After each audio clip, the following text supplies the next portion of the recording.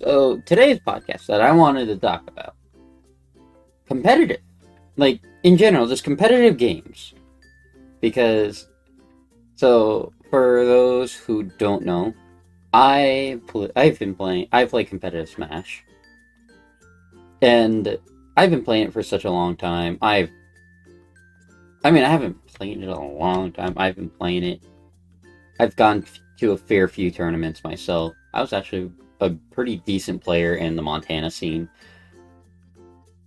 I just got unlucky seeding most times where I'd be seeded it. I'd win my first match because it'd be against someone, but then seed number one or two would be my next person I fight. So then I'd have to make a loser's run. That's just kind of how it goes sometimes. But as I'm trying to step away from Smash, it didn't occur to me how hard it is to get into a competitive or into a game that's competitive when it's been around for a really long time. I've been playing with a few viewers on stream or even off stream sometimes, and they're just new to Smash, and they just don't know where to go. They don't know what to do. They don't realize the bad habits they have. And I know everybody in some point in their career, you have to start from something. But when you're, especially in a game like Smash, I know I'm talking about Smash, but I will be talking about other games here in a second. Smash, the meta's been developed. Like, there's a a pretty good understanding for most players on where characters are. Well, some characters, like sort of mid-tier, there's that issue. But other characters, they stand out. And they're, like, it's pretty clear cut. The issue is, you go on Twitter, you see these. Like, I want to do that. It's really no good way to learn, because most Twitter clips is a clip or a thing they've rehearsed over and over again, and most of the time they don't actually explain how to do it. New tech is being found, but it's like practicality, I guess, would be the best way to put it. It's hard to execute some of these new techs when it's not practical to do it.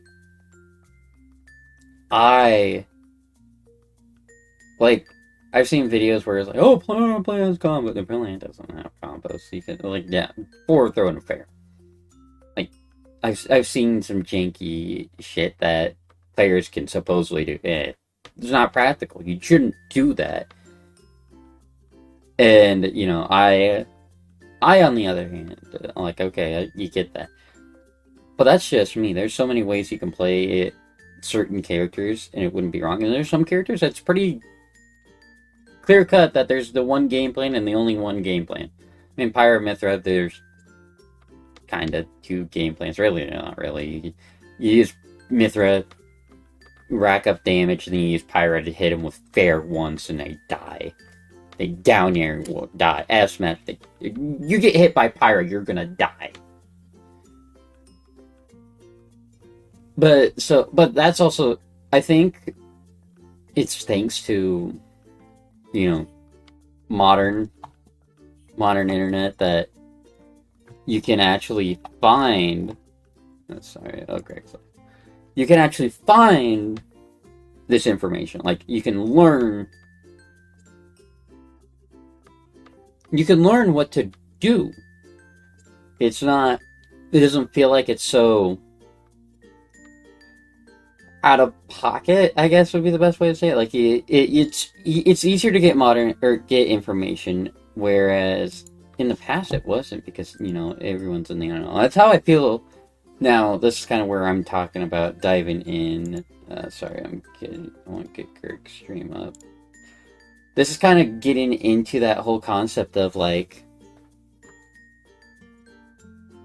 other games are a little harder. I've realized because like they're it's just developed. It's really well developed. I mean, like I've been trying to get into competitive Overwatch, and I like I am not able to process what I'm doing wrong. I don't know. I'm watching what I'm doing. I'll go back and I'll rewatch the matches and just watch and I just can't tell like what was wrong. Like what that no, you shouldn't do that. Oh, things like that. So I sit here stumped, and it's kind of hard. The other issue with looking up like on something online is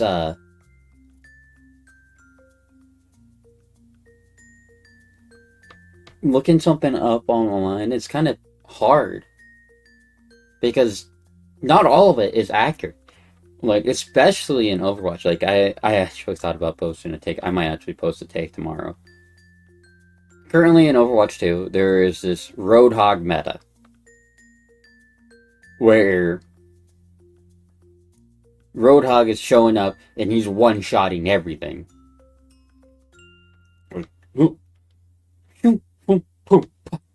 Literally, that's all he's doing. He's doing that to everybody. And people are complaining about that. But then they're like, "Whoa, Roadhog isn't the issue. We're not complaining about Widowmaker or Sojourn being able to one shot. The issue, you have to build a comp to deal with that. That's the issue. You have to build a comp to deal with that. But Widowmaker and Sojourn are not as oppressive as Roadhog. Because Roadhog, even in its bad matchups, can still win. Win. Like, that's the thing. Like, whereas Widowmaker and Sojourn, Sojourn less, but Widow, Sojourn wins more than Widow. But, you have to build a comp to deal with those one-shots. Right. The answer to those to counter Widow and Sojourn instantly gets curb stomped because your team that has a Sojourn Widow has Hog. Hog will just yoink whatever is the oppressive threat and just eviscerate them. You can't. And people don't realize it, and that's what I'm going to talk. I'm really going to probably say that word for word on this TikTok. Just talk about, hey, y'all saying, oh no, don't nerf Hog, but you realize the reason why the other one shots, or you're complaining about the other one shots, is because of Hog. You don't realize you're complaining about Hog by saying, oh, these one shots. It's because of the fact that Hog can't prevent you to use the characters that would deal with them. That's the issue at hand. And not many people realize that. And, truthfully, like an unstoppable comp would be Hog. You could have Hog, Widow, Sojourn, or Hog as your tank, Sojourn, Widow for your damage, Kiriko, Mercy. Mercy's going to take care of Sojourn and Widow. And then even Kiriko. Like the three of them Mercy will take care of all the squishies. Kiriko has one job and one job only, and it's pretty much to pocket Hog. Essentially. Like, oh, something's happened to Hog. Hog got sleep dark by Anna, because that's what everyone says. Oh, Anna hard counters Hog. Sleep, or whatever, Kier. Hog's back up. The counterplay. Now you actually have to build your entire team. The enemy team has to build their entire team comp to just deal with Hog. And I don't think they realize that. Oh, you have to build your old team comp to deal with Widow and Sodium. True!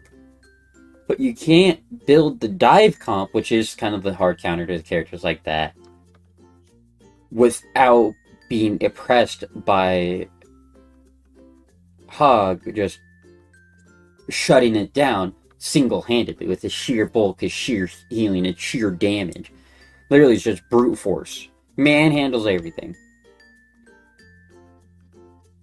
And so it's like, you got those takes that are bad, and they're trying to educate you, but they're wrong. There are very few, like, accurate things on the internet. It's hard to find what is accurate and what is false, which that is probably one of the hardest things. I mean, you could always do the coaching route. I actually got coached by Esam and Wadi, two of the best players in the whole Smash community. Some people might disagree, but they are some of the best.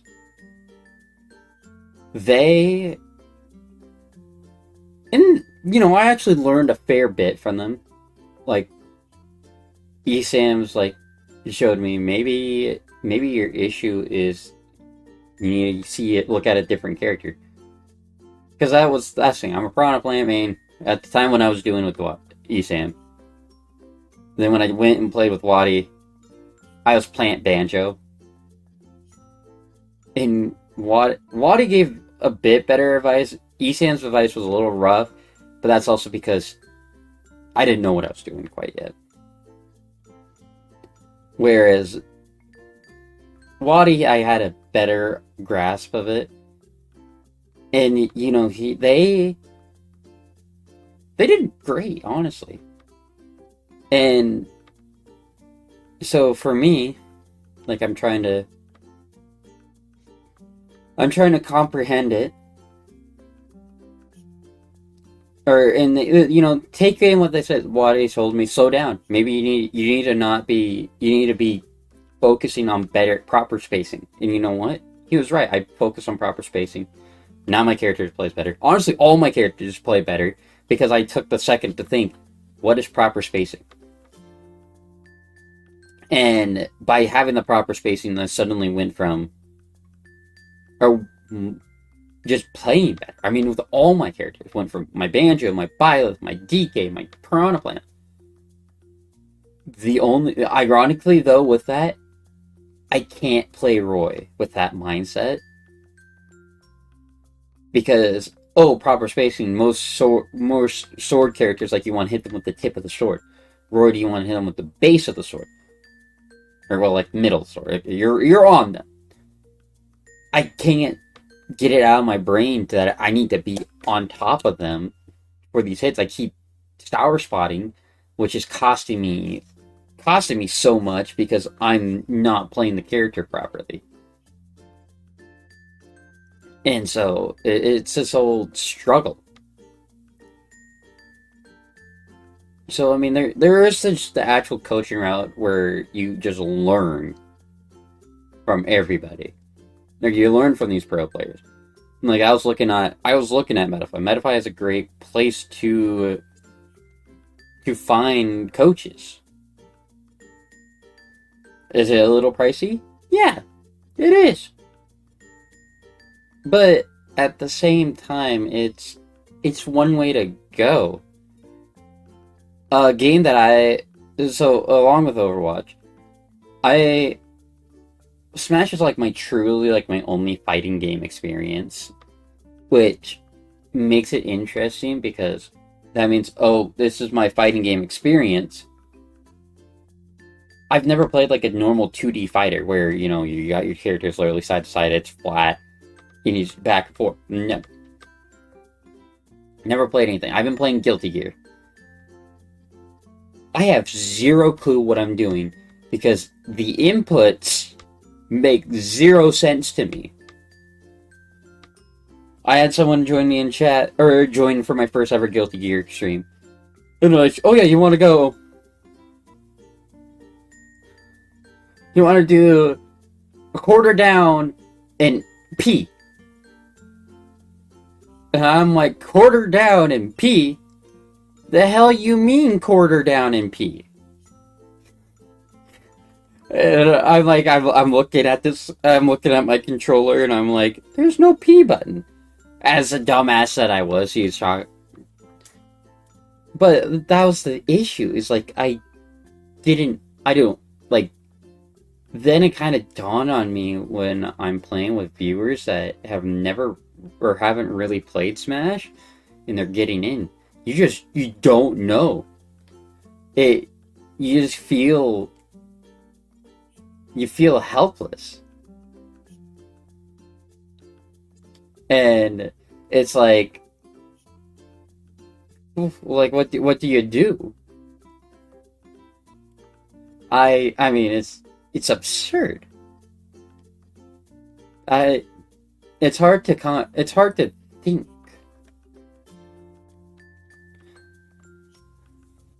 Like what you're supposed to do.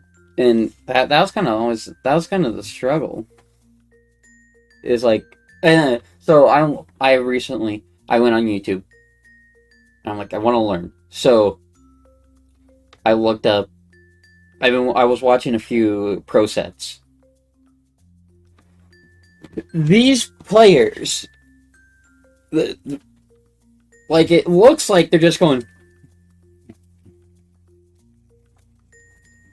There's just absolutely like mashing. But it's like, it's accurate mashing. Like, it's controlled. It's just, I don't understand fighting game inputs. I never have. So the whole, like, boom, boom, boom, pa, boom, pa, boom, boom, da, da. Like, I'm seeing this and I'm like, I don't understand. And I want to understand. But I can't understand. And I'm just like, ugh. So like, I'm watching it, and then I'm like, okay, I'm not gonna learn, like, in Ultimate, I think you can learn a lot by just watching pro players play. I truthfully believe that you can learn from pro players.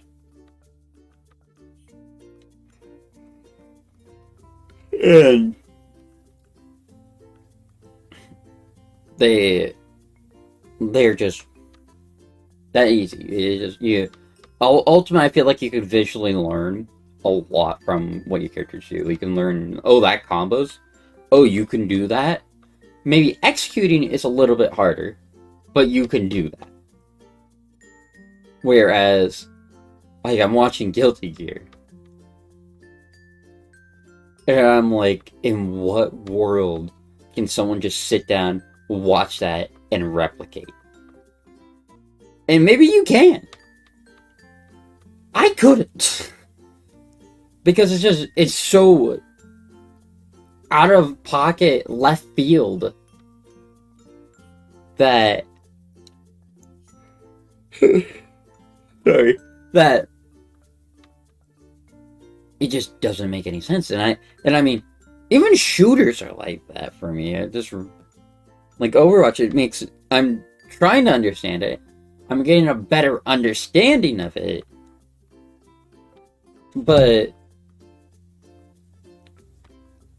for the most part,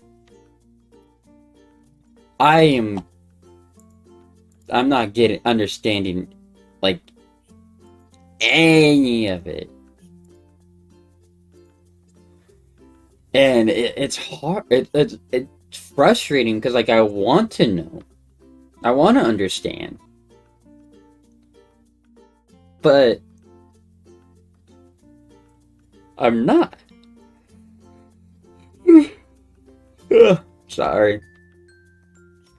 And, you know, I think it's going to be exciting because I'm going to be playing Guilty Gear a lot more upcoming in February. And that'll be fun. It'll be something. It'll be refreshing because it Guilty Gear. It's fun. It's so much fun. Though I want to get better at it because I know I'm just mashing and I'm just swinging, and the reason I'm winning is because I just have been swinging. I just am fortunate enough that I keep swinging and I keep swinging, and I can't. And it's just my friends don't know how to block. And so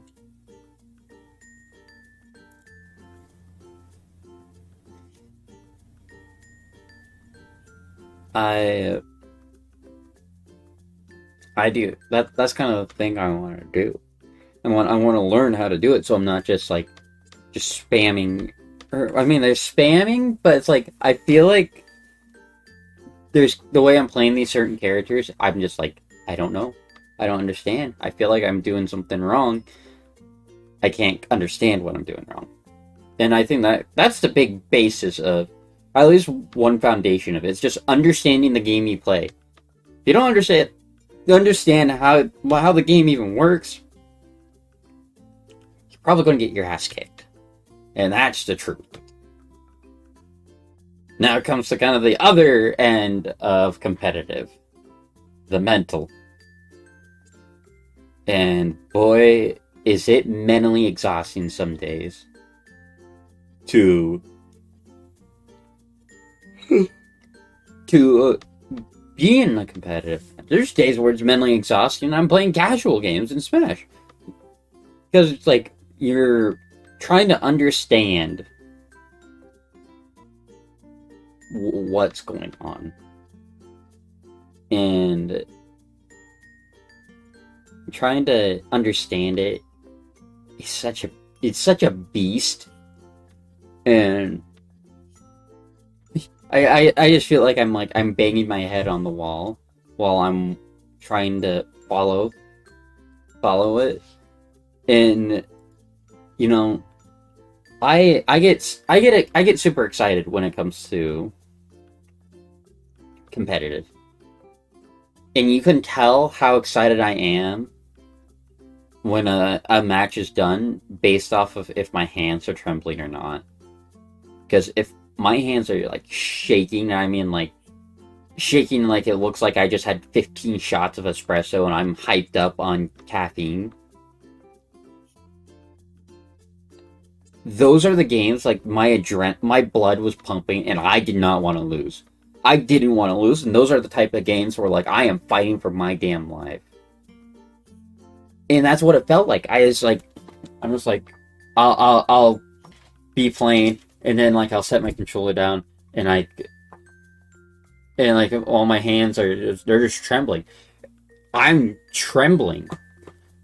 Oh come on, camera. There we go. Oh, kind of. And I'm trembling because I can't just comprehend it. It's extreme. It feels extreme on me, honestly. And I'm like, oh my god. I but that's kind of the love-hate relationship of competitive, is that mental. It's like, oh, I want to win, I want to win, I want to win. But you're panicking. Your mind isn't clear. You're not focused. And oftentimes, that's why I always have to end up making a loser's run. Is like I have the first match of a tournament. I do so bad. I do so bad. And I'm like, oh, I want to win. But like it's so hard to feel good, I guess is the right way. Like sometimes like you get your tournament jitters. And the easiest way to get through your tournament jitters is by keep on going. You keep on going to tournaments. You keep playing. It's hard when you're in a specific area in the tournaments you're at, and the players are just so much better. Here in my area, I went to a few locals. And there's one local that I went to that I would take third, or I take second or third. And it wasn't hard. I was just that much better. And then there's the other end, where there's locals that I went to. And I'd go 1 and 2. I'd literally lose. I'd win one match and then I'd lose the next 2. And I'm just like, huh? How does that feel good? It's hard to feel good about going, even when you get the absolute snot kicked out of you. And I personally understand that it's so harsh, and it does not feel good to pay $20 to enter in these events just to pretty much be like, hey, I have to go home now. Or, hey, I'm out of here because I lost right away. I mean, I always stayed because I just like watching players. I like to I like to analyze. I want to know. I like learning it. So that's the drive that keeps me going. Is I want to learn. I want to improve. It's hard to want to learn, or it's hard to learn or want to improve when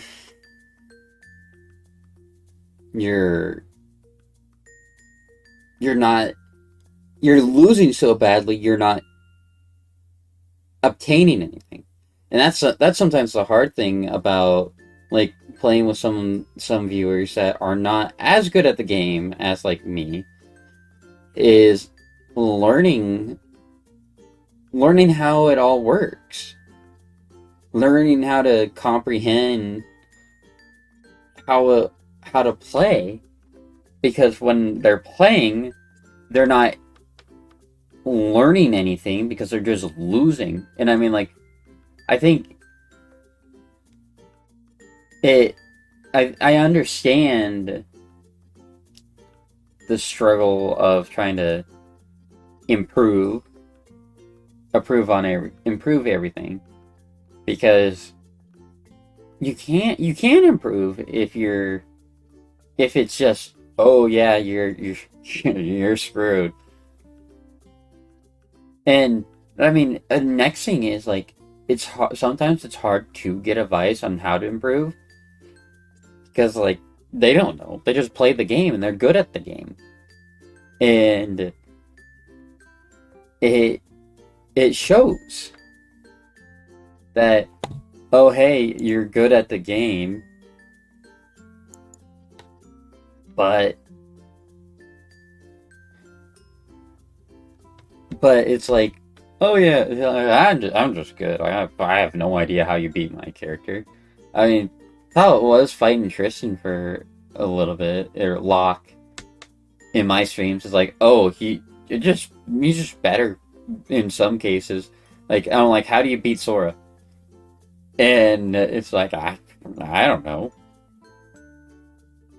And then it's like, you like watching, or like, I watched a video Leo posted about MK Leo, the #1 player in Smash. And he's like, oh yeah, you just meet Sora, you combat Sora off stage. And I'm like, okay, I go and do that. And I'm like, oh, that did jack shit, because that doesn't give you the information you need to know about the character. That's the hardest thing, is just knowing about the character. Is, oh hey, you're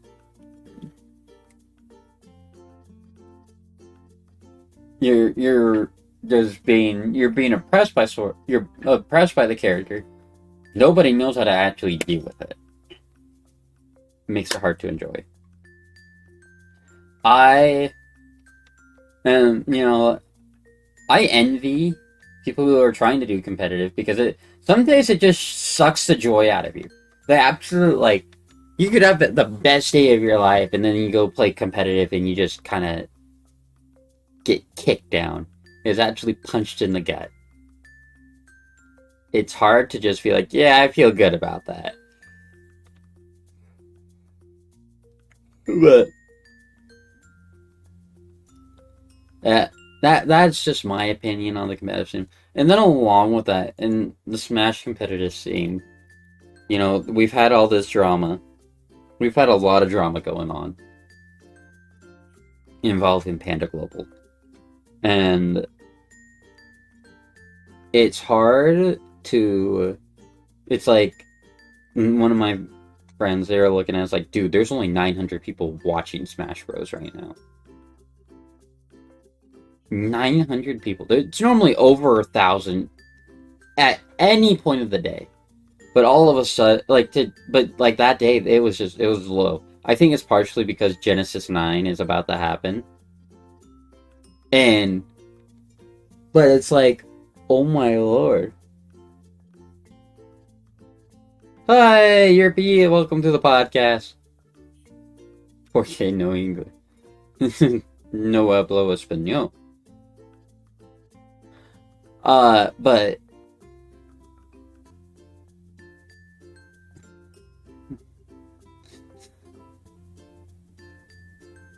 es tu problema. Is that the actual Spanish word for problem? Or is that just,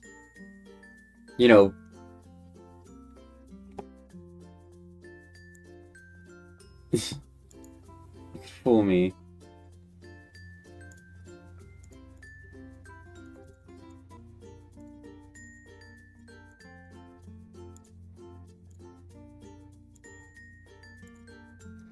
But yeah, so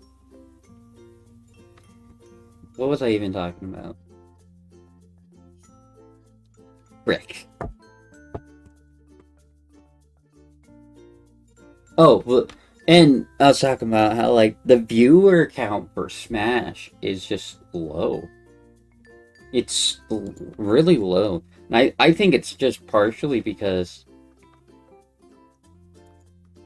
the game's not being updated. It's not changing.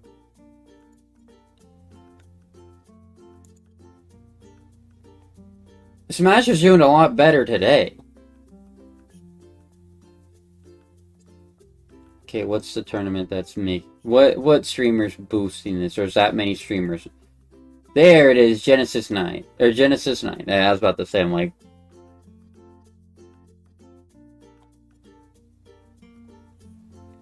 Like that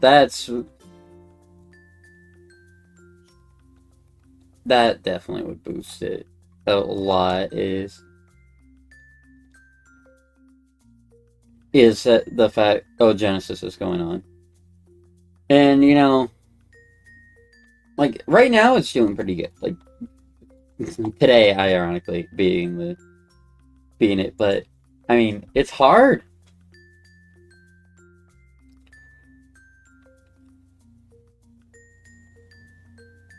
Yeah, like, BTS Smash has 9.1k. It's hard, but, like, there's some days, like, it's hard to get people playing. I'll announce my days, hey, I have an open arena. Just a normal open arena. I mean, like, I know yesterday I did Fight Night. Amiibo Fight Night. It was fun. I always recommend people to come join. Whether you're just here to watch the Amiibos fight, or if you're here. I'm thinking about doing a small little event. We'll see. But like, even when I do a normal arena, no one wants to join. I've been hosting I've been hosting a bi-weekly tournament. Give my community who are interested in competing in competitives, or in a competitive match, to join and get some experience. Because I'll use, like, the Panda Club rule set, VGC Boot Camps rule set, things like that. it was like pulling teeth to get people to join. Like, there's a point where I want to say, screw it, the event's not happening. Because it was like I was on my hands and knees begging people to join, when this was something I'm just trying to give to the community. An opportunity for them to, learn how to play competitive Smash, get the feel of, tournaments and such, the ups and downs, right? Build up that mental strength, so if they are in an area, there's a local going on. I've been competing in these beach bashes that Impeccable Gaming's been hosting. I feel pretty good about it. Let me try it a little and see how I do. Because I think it is. I think 9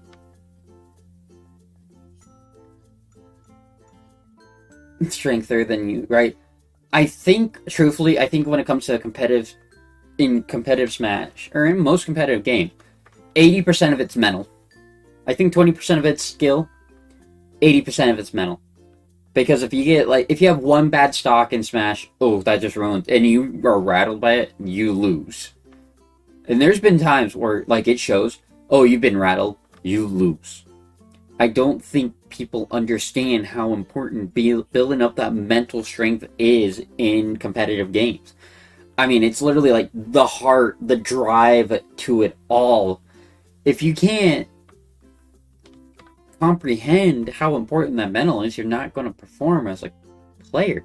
I mean, and there's some players that don't even think when they play, and they excel. That's because their mental, they're on the other end of the scale, where it's their mental's non-existent because there's nothing there, so they can't get frazzled. They can't. God, Yerpy's flirting with me, guys. Help! I think about you too, Yerpy. About how I'm gonna absolutely curb something. No, I'm kidding. But it's important. I think people don't realize how important it is, the mental. And that's kind of the point of my tournaments, is to build up that mental. I do need to get my poop in a group and get the tournament made again, so people can come and join. Because I want to get one more try at it, and then go into March with a fresh mindset about it. Because March is going to be a little bit hard. January's kind of reflect, or is to do it. February's to reflect. March is hopefully the next wave. And then hopefully I can just do it every single day afterwards.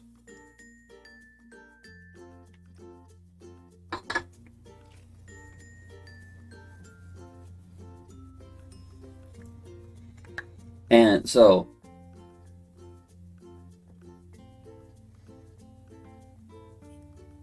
there is that aspect, and I'm going to try so hard to try to give that to the community, or at least my community. We'll see where it goes. I think that's a good place to stop the podcast. It's going to be a shorter podcast. It'll be about 40 minutes. That's okay. For the rest of for chat, we are still continuing on the stream. This is just going to be the ending of the podcast section. So for those who are listening to the podcast on YouTube at youtube.com/Impeccable Gaming, I think that's my URL link. What is my URL link?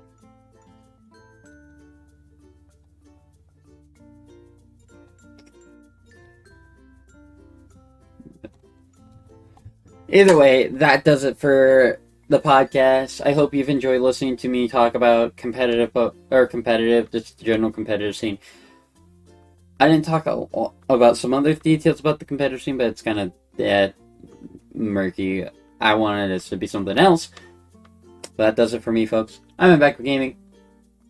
We've been gaming. I hope to see you around next time. Oh, goodbye.